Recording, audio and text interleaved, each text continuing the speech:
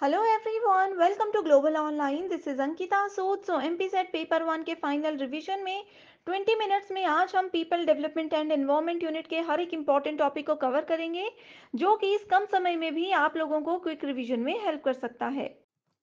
एमपीसेट paper 1 के final revision के लिए हम लेकर आए हैं full syllabus notes and MCQs, जहां पर आपको previous year questions, most repeated और एक्सपेक्टेड क्वेश्चन सॉल्यूशन के साथ मिलते हैं एंड इसमें से एज इट इज क्वेश्चंस भी एग्जाम में आएंगे। साथ ही फुल सिलेबस टेस्ट सीरीज आपको दी जाती है, जो कि एग्जामिनेशन में 75 प्लस स्कोर करने में आपको मदद करती है। सो एग्जाम में 1 वीक बाकी है, अगर आप लोग इसको अभी भी अच्छे से पढ़ लेते हो तो डेफिनेटली आप अच्छा स्कोर कर सकते हो। इसके लिए आपको सिर्फ एक ही बार फीस देनी है, 999 एंड गिवन व्हाट्सएप नंबर्स पर कॉन्टैक्ट करके आप जल्दी से इसको ज्वाइन कर सकते हो। सबसे पहले मैं आपको बता देना चाहती हूँ कि ये वो 20 टॉपिक्स है जो कि आज के सेशन में कवर होने वाले हैं। तो सबसे पहले हम देखेंगे सस्टेनेबल डेवलपमेंट गोल्स, जिसको कि एसडीजी के नाम से जाना जाता है। हिंदी मीडियम स्टूडेंट्स यहाँ पे हिंदी में ये सारे नाम देख सकते हैं। एग्जाम में सबसे पहला पूछा जाता है कि कितने गोल्स होते हैं। एसडीजी के अंदर टोटल 17 गोल्स होते हैं। दूसरा इंपॉर्टेंट पॉइंट इससे रिलेटेड ये है कि एग्जाम में पूछा जाएगा कि एसडीजी के 17 गोल में से सेकंड नंबर पर कौन सा गोल आता है, तो वो आता है गोल नंबर 2, यानी कि जीरो हंगर। तो इन सभी का एक तो आप लोगों को सीक्वेंस भी याद रखना है, कौन से नंबर पर कौन सा गोल आता है ये जानना बहुत इंपॉर्टेंट है। तो हिंदी एंड इंग्लिश दोनों ही मीडियम के स्टूडेंट्स ये देख सकते हो।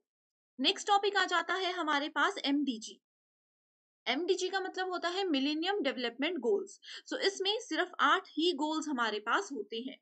अब देखो स्टूडेंट्स, एसडीजी और एमडीजी में आप लोग बहुत से बच्चे कंफ्यूज होते हैं, लेकिन मैं आपको बता दूं, जैसे अगर हम एसडीजी की बात करें, इसमें पहला है नो पॉवर्टी, यानी कि गरीबी हमें हटानी है। दूसरा है जीरो हंगर, यानी कि जो भूखमरी है, ठीक है, शून्य भूखमरी हमें करनी है। तो एमडीजी में क्या होता है, एमडीजी में पोवर्टी और हंगर यानी कि एसडीजी के गोल नंबर 1 और 2 को मिला करके एक ही गोल बना दिया गया है। आप देख सकते हो इसमें एक्सट्रीम पोवर्टी यानी कि अत्यधिक गरीबी और भूखमरी को हमें कम करना है। ठीक है, इस तरह से एसडीजी और एमडीजी काम करते हैं। इसमें टोटल 8 गोल्स हैं। अब यहाँ पे दूसरा इंपॉर्टेंट कॉन्सेप्ट क्या है कि एसडीजी और एमडीजी में कॉमन चीजें कौन कौन सी है, यानी कि दोनों में क्या समानताएं हैं, ये भी एग्जामिनेशन पॉइंट ऑफ व्यू से बहुत इंपॉर्टेंट है। जैसे कि एक तो पहला वाला ही कॉन्सेप्ट मैंने इंपॉर्टेंट बता दिया कि पोवर्टी और हंगर, उसमें भी था, इसमें भी है। हर एक बच्चे को अच्छी एजुकेशन मिलनी चाहिए, वो उसमें भी है, इसमें भी है। तो इस तरह से आपको कॉमन पॉइंट्स भी याद रखने हैं। Promote gender equality and empower women, यानी कि महिला पुरुष को समान अधिकार दिए जाने चाहिए एंड वुमेन्स को, महिलाओं को अत्यधिक आगे बढ़ाना चाहिए हर काम को लेकर के। तो ये भी कॉन्सेप्ट दोनों में ही है। तो इसी के साथ बढ़ते हैं अगले टॉपिक की ओर, जिसमें हम बात करने वाले हैं 4 स्फीयर्स ऑफ अर्थ के बारे में। यानी कि पृथ्वी के 4 गोले कौन कौन से होते हैं। गोले का मतलब यहाँ पे ये है कि किस किस लेयर पे पृथ्वी, किस किस लेयर को मिलाकर के पृथ्वी बनी है, या फिर हम बोल सकते हैं पृथ्वी में कौन कौन सी लेयर्स होती हैं। तो सबसे पहली लेयर कौन सी आ जाती है, इसमें आ जाती है लिथोस्फियर। ठीक है, लिथोस्फियर की बात करें, इसको जियोस्फियर भी बोला जाता है। ये है सॉइल से रिलेटेड, यानी कि जो हमारी मिट्टी होती है उससे रिलेटेड होती है। तो इसमें छोटे छोटे मिट्टी के पार्टिकल्स, जो भी हमारी धरती होती है, वो सब चीजें आ जाती हैं। उसके बाद आता है हाइड्रोस्फियर, यानी कि पानी से रिलेटेड। हाइड्रो का मतलब होता है हम पानी के बारे में बात कर रहे हैं। ठीक है, हाइड्रोस्फीयर में पानी के साथ साथ जो पानी लिक्विड फॉर्म में होता है, सॉलिड फॉर्म में होता है, जैसे बर्फ होती है, वो सब चीजें आ जाती है। Then we have atmosphere. Atmosphere होता है एयर से रिलेटेड। एयर में, अर्थ में कितनी सारी तरीके की एयर्स हैं, हवा है, हवा में कितने सारे पार्टिकल्स हैं, वो सब एटमॉस्फेयर में आता है। देन वी हैव बायोस्फीयर, जो कि प्लैनेट में जितने भी लिविंग थिंग्स हैं, जैसे कि बर्ड्स वगैरह आ जाते हैं, वो सब बर्ड्स, प्लांट्स, एनिमल्स, वो सब बायोस्फीयर के अंदर आते हैं। करेक्ट। नेक्स्ट टॉपिक है हमारे पास pollution and its types. Pollution क्या होता है, प्रदूषक, प्रदूषण। प्रदूषण क्या होता है, एनवायरमेंट में, यानी कि हमारे वातावरण में, हमारे पर्यावरण में छोटे छोटे से मटेरियल्स घूम रहे होते हैं हवा के बीच में, जिससे कि हमें नुकसान पहुंच सकता है। पॉल्यूशन किसी इंसान के अंदर हवा के साथ भी जा सकता है या किसी भी और तरीके से जा सकता है। ठीक है, पॉल्यूशन डिफरेंट टाइप का होता है, जैसे कि water pollution, air pollution, land pollution भी हमारे पास होता है। करेक्ट। तो सबसे पहले अगर हम लोग एयर पॉल्यूशन की बात करते हैं, एयर पॉल्यूशन में क्या होता है, हवा में जो छोटे छोटे पार्टिकल्स आ जाते हैं, जिसकी वजह से हमारे वातावरण को, इंसानों को, जानवरों को, पेड़ पौधों को नुकसान पहुंच सकता है, वो होता है एयर पॉल्यूशन। करेक्ट। सो एयर पॉल्यूशन के कुछ सोर्सेज होते हैं, जैसे कि ऑटोमोबाइल्स, जो भी गाड़ियां होती हैं उसकी वजह से एयर पॉल्यूशन हो सकता है। हीटिंग प्लांट्स, ठीक है, हीटिंग प्लांट्स हो सकते हैं। उसके बाद इंडस्ट्रीज जो होती हैं, बड़ी बड़ी फैक्ट्रीज होती हैं, वहां से धुआं निकलता है, उसकी वजह से एयर पॉल्यूशन होता है। उसके बाद आ जाता है इलेक्ट्रिकल पावर प्लांट्स, ठीक है, यानी कि जितने भी इंडस्ट्रीज का एरिया ही हम इसको ओवरऑल बोल सकते हैं, इन सभी की वजह से एयर पॉल्यूशन हो सकता है। अब एयर पॉल्यूशन तो होता है, लेकिन उसमें कौन कौन सी गैसेस होती हैं? एयर पॉल्यूटेंट्स क्या क्या होते हैं? पॉल्यूटेंट्स मैंने क्या बताया, प्रदूषक जो होते हैं। तो कौन कौन से प्रदूषक हो सकते हैं एयर में? पहला है CO यानी कि कार्बन मोनोऑक्साइड। दूसरा आ जाता है लेड, ठीक है। तीसरा आ जाता है नाइट्रोजन डाइऑक्साइड, जिसको NO2 के नाम से जाना जाता है। नेक्स्ट आ जाता है PM यानी कि पार्टिकुलेट मैटर। एंड उसके बाद आ जाता है SO2 यानी कि सल्फर डाइऑक्साइड। तो ये सारे हैं जिसकी वजह से एयर पॉल्यूशन हो सकता है। उसके बाद सेकंड जो पॉल्यूशन है हमारे पास, वो होता है वाटर पॉल्यूशन। तो water pollution is the contamination of pollution in water bodies, जैसे कि लेक्स होती है, रिवर होती है, समुद्र होते हैं। पानी जो जमीन के अंदर होता है, अगर उसमें कुछ मिलावट वाले पार्टिकल्स आ जाते हैं तो वो वाटर पॉल्यूशन होता है। सो वाटर पॉल्यूशन दो तरीके से हो सकता है। एक हो सकता है नेचुरल तरीके से, जैसे कि वोल्केनिक वोल्केनिक इरप्शन हो जाते हैं, लैंडस्लाइड होता है, यानी कि पहाड़ जब धंस जाते हैं, वो मिट्टी सारी पानी में मिल जाती है, तो उसकी वजह से पानी धुंधला हो जाता है। एंड दूसरा हो सकता है एंथ्रोपोजेनिक सोर्सेस, एंथ्रोपोजेनिक सोर्सेज, ये दोनों चीजें हिंदी मीडियम स्टूडेंट्स के लिए भी सेम रहेंगी। सो एंथ्रोपोजेनिक सोर्सेज होते हैं, जैसे कि एग्रीकल्चर में पानी जो यूज होता है उसको हम नदियों में, नालों में फेंक देते हैं, या फिर बड़ी बड़ी इंडस्ट्रीज में जो गंदा पानी होता है उसको हम लोग नदी नालों में मिला देते हैं, तो वो सब चीजें क्या आती हैं? वाटर पॉल्यूशन के अंदर आती हैं। तो वाटर पॉल्यूशन एग्रीकल्चर की वजह से, इंडस्ट्री की वजह से, जो भी नेचुरल पॉल्यूटेंट्स हो सकते हैं उनकी वजह से, लैंडस्लाइड वगैरह, इन सब चीजों की वजह से हो सकता है। Okay, then we have third type, that is land pollution. So land pollution क्या करता है? Land pollution is the destruction of Earth's land surfaces directly और indirectly as a result of man's activity. So इंसान की वजह से, किसी भी इंसान की किसी एक्टिविटी की वजह से, या फिर किसी भी और वजह से, जब हमारे लैंड में यानी कि हमारी भूमि में प्रदूषण फैल जाता है तो उसको लैंड पोल्यूशन बोला जाता है, ठीक है। सो इसका सबसे पहला बड़ा रीजन है एग्रीकल्चर, ठीक है। एग्रीकल्चर क्या होता है कि खेती बाड़ी करते समय कोई गलत स्प्रे हमने कर दी, कोई गलत कीटनाशक हमने डाल दिया, जिसकी वजह से हमारी भूमि में भूमि उसको नहीं संभाल पाई, एंड वो पूरा का पूरा पॉल्यूशन हो जाता है उस मिट्टी में, वो मिट्टी खराब हो जाती है, वो अनउपजाऊ हो सकती है। उसके बाद इसमें आ जाता है एशेस, ठीक है। कुछ चीज हम जला रहे हैं, जैसे कि अगर प्लास्टिक हम जलाते हैं, उस वक्त हमें लगेगा कि प्लास्टिक वो बिल्कुल इकट्ठा होकर के छोटा सा एक पार्टिकल बन गया, लेकिन वो पार्टिकल जब जमीन के अंदर जाता है तो वो पूरी जमीन को खराब कर देता है। तो इस तरह से हो सकता है land pollution. Next noise pollution भी हो सकता है, जिसको कि ध्वनि प्रदूषण के नाम से जाना जाता है। ध्वनि प्रदूषण हो सकता है जैसे कि घर में कोई बहुत जोर से टीवी लगा रहे हैं, फूड मिक्सर है, पार्टीज होती है, डीजेस होते हैं, तो ये सब क्या होते हैं? ये सारी की सारी चीजें आ जाती हैं। नेक्स्ट इंपॉर्टेंट टॉपिक है जिसका नाम है इंपॉर्टेंट एग्रीमेंट्स, ठीक है। सो इंपॉर्टेंट एग्रीमेंट्स में सबसे पहला एग्रीमेंट आता है पेरिस एग्रीमेंट, जिसको COP 21 के नाम से भी जाना जाता है। So Paris agreement was adopted by 196 countries at UNFCCC conference of the parties 21, जो कि पेरिस में हुआ था। सो 12 दिसंबर 2015 को पेरिस में ये एग्रीमेंट हुआ था, इसीलिए इसका नाम पेरिस एग्रीमेंट है। एंड ये कॉप कॉन्फ्रेंस ऑफ पार्टीज जो है उसके 21st नंबर पर आता है, इसलिए इसको COP 21 बोला जाता है। पेरिस एग्रीमेंट का मेजर फोकस किस पे था? ग्रीन हाउस गैस की एमिशन पर था। एग्जाम में ये जरूर आता है, एग्जाम में बस यही पूछेगा कि पेरिस एग्रीमेंट कब हुआ था एंड मेजर पॉइंट इसका क्या था। तो वो ये था कि इसमें ग्रीन हाउस गैसेस की एमिशन को, यानी कि इसके कम से कम यूज को हमें यहाँ पे लोगों तक पहुंचाना है। नेक्स्ट आ जाता है मॉन्ट्रियल प्रोटोकॉल। तो इसमें क्या है? इसमें बेसिकली ओजोन लेयर के साथ हम काम करते हैं, ओजोन डिप्लीशन जो हो रही है उससे रिलेटेड यहाँ पे काम किया जाता है। तो मॉन्ट्रियल प्रोटोकॉल को साइन कब किया गया था? 1987 में इसको साइन किया गया था, एंड 1989 में इसको अच्छे से काम पे लाया गया था। ठीक है। सो ओजोन लेयर की बात हो रही है, that means we are talking about ozone. Montreal protocol की बात हो रही है, that means we are talking about ozone depletion. Next आ जाता है हमारे पास Kyoto protocol. So Kyoto protocol 1992 United Nation framework convention on climate change, जिसको कि अभी हमने UNFCCC फर्स्ट उसमें पढ़ा था, ये इसकी फुल फॉर्म है, याद रख लीजिएगा। ठीक है। सो क्योटो प्रोटोकॉल को क्या बोला जाता है? क्योटो प्रोटोकॉल को जापान कॉप भी बोला जाता है, क्योंकि जापान में एक सिटी का नाम है क्योटो, जहां पे ये हुआ था। ये कब हुआ था? ये 11 दिसंबर 1997 को अडॉप्ट कर दिया गया था। एंड इसमें टोटल 39 इंडस्ट्रियलाइज कंट्री है, यानी कि जो जो कंट्रीज में बहुत ज्यादा इंडस्ट्रीज हैं, वो सारी कंट्रीज ने इसमें पार्टिसिपेट किया था।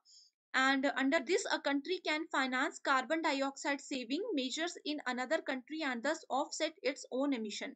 ठीक है। सो कार्बन डाइऑक्साइड, ज्यादा कुछ याद मत रखिए, ग्लोबल वार्मिंग एंड CO2 यानी कि कार्बन डाइऑक्साइड की जहां पे बात हो रही है, वहां पे हम क्योटो प्रोटोकॉल की बात कर रहे हैं, बस आपको ये याद रखना है।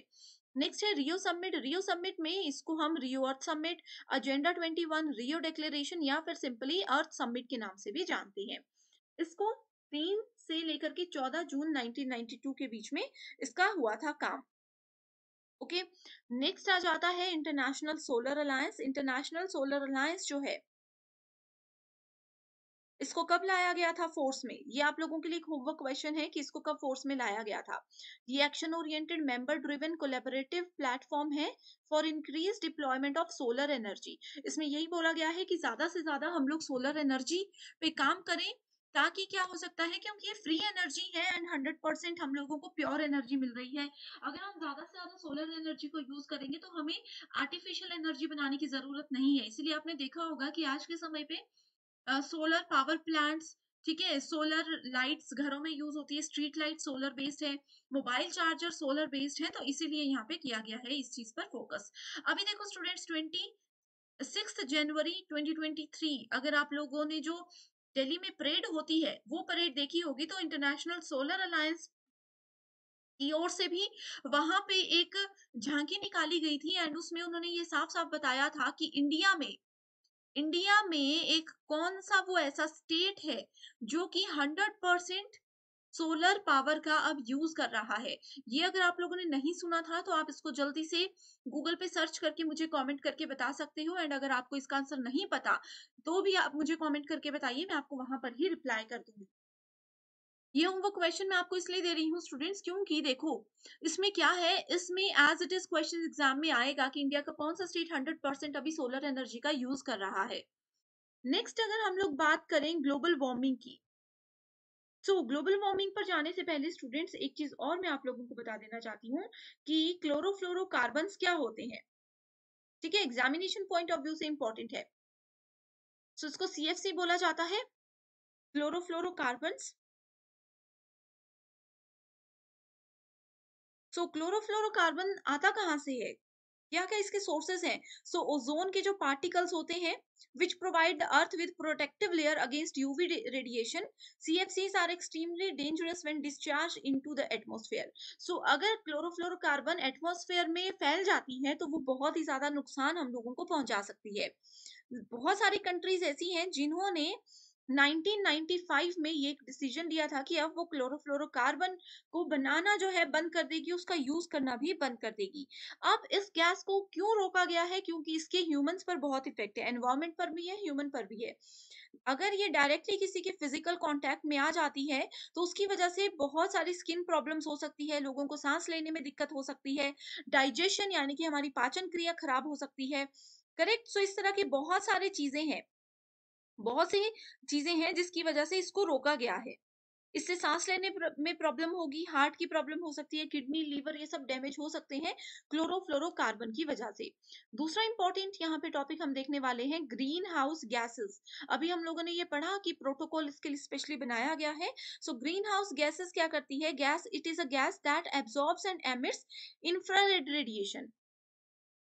इंफ्रारेड रेडिएशंस के बारे में आपने सुना होगा, उसको ये क्या कर देती है? एब्जॉर्ब कर लेती है। In simple terms we can say that greenhouse gases trap heat in earth's atmosphere, जिसको कि हम GHG के नाम से भी जानते हैं। इसकी वजह से क्या हो रहा है, बहुत सारी गर्मी फैल रही है पूरे देश में, पूरी कंट्री में या फिर पूरे वर्ल्ड में हम बोल सकते हैं। सो ग्रीन हाउस गैसेस में सबसे पहले आ जाता है वाटर वेपर्स, पानी के बुलबुले, इसको इस तरह से लिख सकते हो, वाटर वेपर्स। उसके बाद आ जाता है कार्बन डाइऑक्साइड, उसके बाद आ जाता है methane, then we have nitrous oxide and उसके बाद आ जाता है ओजोन। तो ये सारी ग्रीन हाउस गैसेस के एग्जाम्पल्स हैं। अगला टॉपिक जो है हमारा वो है नेचुरल हजार्ड्स। नेचुरल हजार्ड यानी कि प्राकृतिक जो आपदाएं आती है, सो उसमें कौन कौन सी चीजें हैं, इसके डायरेक्टली नाम आपको बताती हूँ। प्राकृतिक आपदाओं में सबसे पहले आ जाता है जो सूखा पड़ता है, ठीक है। साइक्लोन आते हैं जो समुद्र में लहरें गोल घूमते हुए सब कुछ अपने साथ लेकर के जाती हैं, ये भी एक नेचुरल डिजास्टर है। उसके बाद एयर पॉल्यूशन, डेजर्ट लॉक्यूस्ट यानी कि जो रेत होती है, जो डेजर्ट होते हैं, ठीक है, राजस्थान में जैसे ये चीजें बहुत होती है, जो डेजर्ट होते हैं, रेगिस्तान होते हैं, उसमें जब तूफान आते हैं, रेगिस्तानी तूफान जिसको बोलते हैं, बाढ़ आ जाती है, लैंडस्लाइड यानी कि जो पहाड़ धंस जाते हैं, ये सारी चीजें क्या हैं, ये सब चीजें नेचुरल हजार्ड के अंदर आती हैं। ओके, नेक्स्ट आ जाता है फिर हमारे पास नेक्स्ट टॉपिक जिसका नाम है renewable natural resources. Natural resources मतलब प्राकृतिक जो चीजें होती हैं जिसको हम बार बार यूज कर सकते हैं, जैसे कि सोलर एनर्जी। सोलर एनर्जी क्या है, नेचुरल रिसोर्स है, उसको हम यूज कर सकते हैं। जैसे हम मोबाइल चार्जिंग के लिए इलेक्ट्रिसिटी उससे यूज हो रही है, गाड़ियां सोलर एनर्जी से चल रही हैं, ये सब रीन्यूएबल एनर्जी है, ठीक है। सो इसमें और कौन कौन सी चीजें आ जाती हैं, इसमें आ जाता है एक तो बायोमास एनर्जी। बायोमास एनर्जी का एक एग्जाम्पल है इथेनॉल, ये इसको आप लोगों ने याद रख लेना है। उसके बाद आ जाता है hydro power. Hydro power plants क्या होते हैं, जो पानी से जैसे बिजली तैयार होती है, वो सब चीजें। उसके बाद आ जाता है जियोथर्मल पावर। जियोथर्मल पावर, उसके बाद आ जाता है विंड एनर्जी। विंड मतलब हवा, हवा से जो चीजें हो सकती हैं। Then we have solar energy. तो ये सारी रीन्यूएबल नेचुरल रिसोर्सेज हैं जिसको हम लोग रीयूज कर सकते हैं।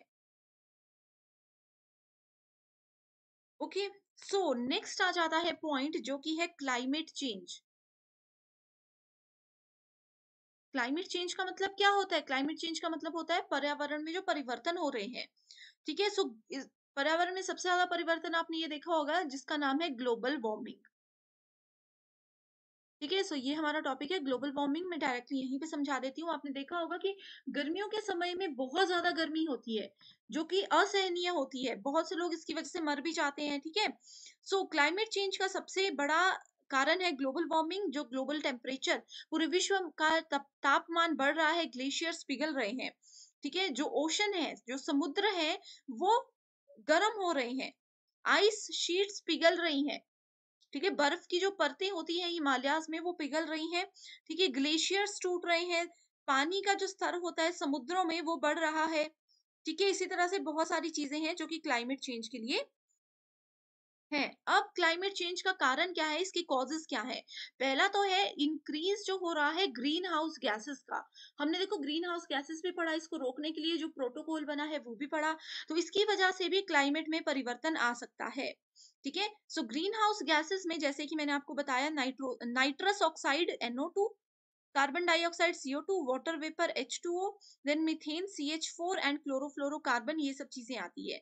इसके बाद अगर फॉसिल फ्यूल्स को जलाया जाता है तब भी ग्लोबल वार्मिंग होती है। इंडस्ट्रीज जैसे बहुत ज्यादा हो गई हैं जिसकी वजह से बहुत सी ऐसी गैसेस वहां से निकलती हैं जो कि हमारे पर्यावरण को नुकसान पहुंचाती है, तो ये भी क्लाइमेट चेंज का ही मेजर पार्ट है, ठीक है। सो मैंने आप लोगों को ग्लोबल वार्मिंग भी बता दिया, क्लाइमेट चेंज भी हमारा कवर हो गया।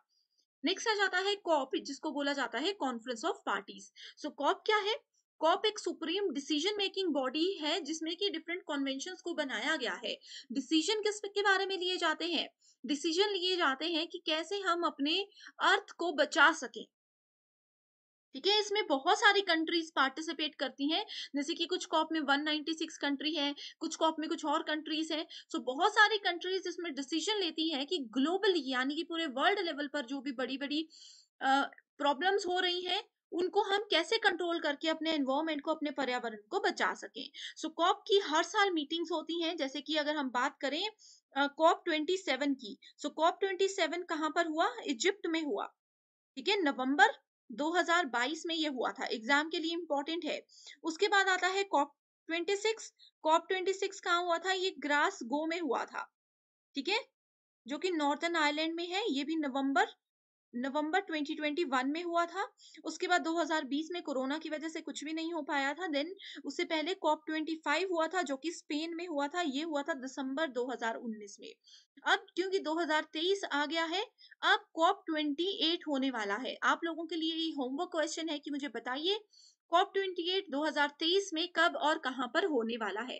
तो इस तरह से आप लोगों को ये कॉप की लिस्ट को ध्यान में रखना है, एग्जामिनेशन के लिए ये बहुत ही ज्यादा इंपॉर्टेंट है। पेपर वन के साथ साथ पेपर टू प्रिपरेशन के लिए भी कंप्लीट स्टडी मटेरियल हम लेकर आए हैं, जिसमें आपको full syllabus notes and MCQs मिलेंगे। एमसीक्यूज में आपको previous year questions, most repeated and most expected questions की सीरीज हम देते हैं, जो कि एग्जाम के साथ साथ इंटरव्यू को क्वालिफाई करने में भी आपको मदद करेगा। सो सब्जेक्ट्स की लिस्ट यहाँ पर है, अपना सब्जेक्ट चेक कीजिए एंड गिवन व्हाट्सएप नंबर्स पर कॉन्टैक्ट करके इसको ज्वाइन कर लीजिए। जब तक आपका एग्जाम और इंटरव्यू क्वालिफाई नहीं हो जाता, तब तक आप इस स्टडी मटेरियल का बेनिफिट उठा सकते हो। इसके लिए सिर्फ एक ही बार फीस देनी है, 1280 रुपए। सो बहुत अच्छा चांस है आप सबके लिए, आज ही इस कोर्स को आप ज्वाइन जरूर कर लीजिएगा। तो स्टूडेंट्स, आई होप आज का ये सेशन आपको पसंद आया है। सो 20 मिनट्स में हमने 20 most important and expected topics cover किए, जो कि आपकी फाइनल रिवीजन में आपको बहुत ही ज्यादा मदद करेंगे। So thank you so much for watching the session and I wish you all the very best.